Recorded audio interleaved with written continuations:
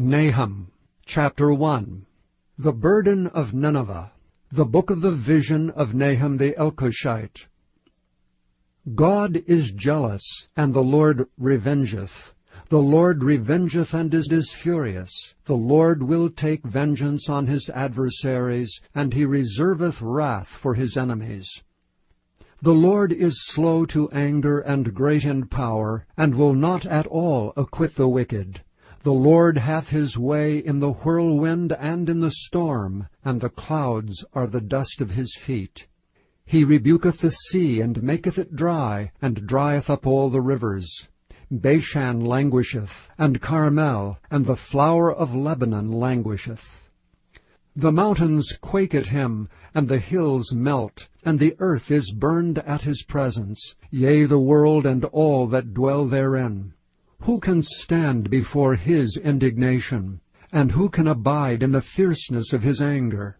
His fury is poured out like fire, and the rocks are thrown down by him. The Lord is good, a stronghold in the day of trouble, and he knoweth them that trust in him. But with an overrunning flood he will make an utter end of the place thereof, and darkness shall pursue his enemies. What do ye imagine against the Lord? He will make an utter end. Affliction shall not rise up the second time. For while they be folden together as thorns, and while they are drunken as drunkards, they shall be devoured as stubble fully dry. There is one come out of thee that imagineth evil against the Lord, a wicked counselor. Thus saith the Lord, Though they be quiet, and likewise many, yet thus shall they be cut down, when he shall pass through. Though I have afflicted thee, I will afflict thee no more.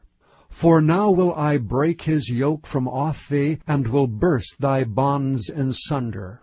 And the Lord hath given a commandment concerning thee, that no more of thy name be sown. Out of the house of thy gods will I cut off the graven image, and the molten image. I will make thy grave, for thou art vile. Behold upon the mountains the feet of him that bringeth good tidings, that publisheth peace. O Judah, keep thy solemn feasts, perform thy vows. For the wicked shall no more pass through thee. He is utterly cut off.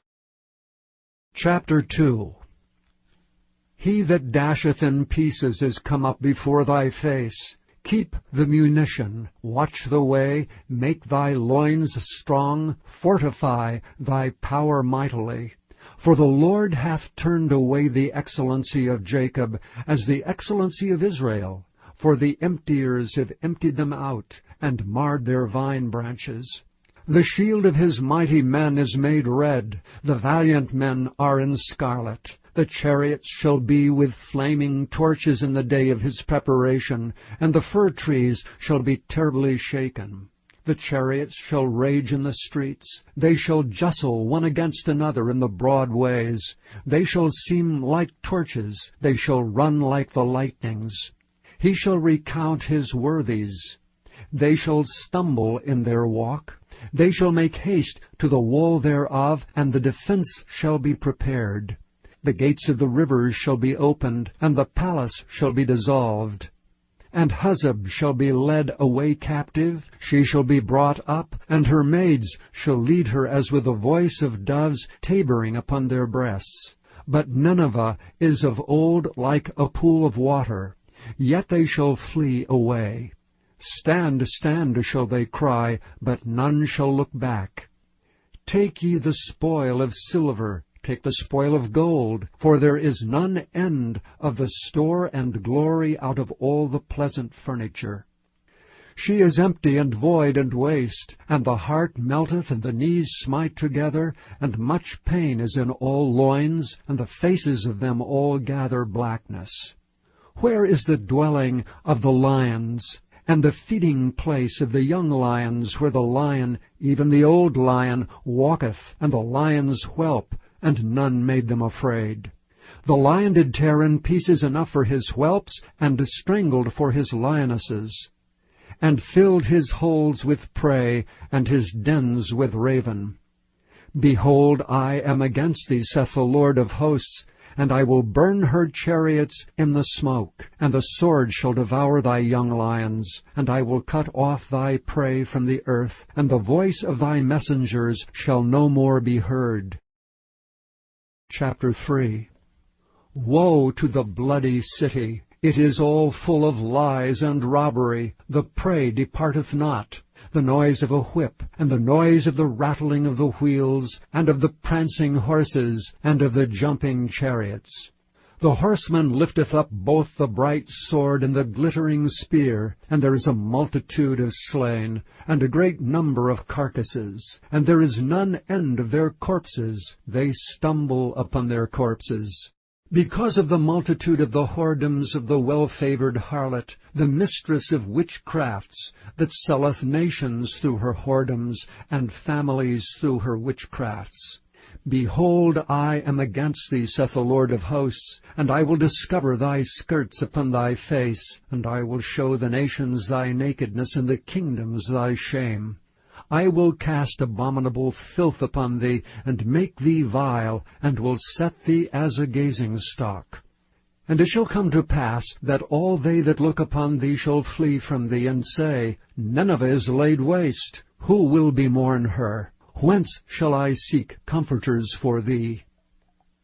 Art thou better than Populus, No, that was situate among the rivers, that had the waters round about it, whose rampart was the sea, and her wall was from the sea?